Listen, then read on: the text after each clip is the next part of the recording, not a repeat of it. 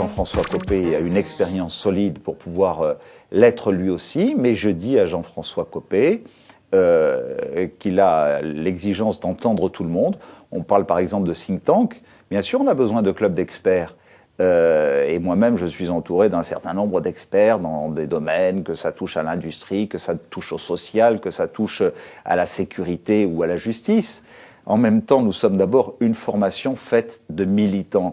Vous savez, dans ce monde individualiste et égoïste, qu'il y ait des hommes et des femmes qui prennent une carte dans un parti, qui soient issus de tous les milieux, ils ont aussi, plus que de coller des affiches et d'être appelés à la veille des élections pour distribuer des tracts, envie d'apporter leur contribution, leur bon sens, leur intelligence. Moi, j'ai bâti dans la deuxième fédération de France, dont je suis le président, celle des Alpes-Maritimes, dimanche dernier, un grand think tank des militants. Donc vous allez participer et je pense que c'est d'abord aussi la voix des militants qui doit être entendue. Donc vous allez participer à ce conseil des clubs, vous avez envie de jouer un autre rôle à l'UMP ?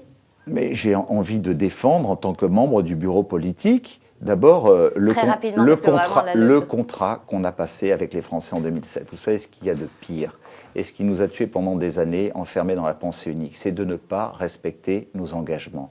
Si nous respectons tout le contrat passé entre Nicolas Sarkozy et les Français d'ici 2012, alors je n'ai aucun doute, Nicolas Sarkozy sera en 2012 le successeur de Nicolas Sarkozy.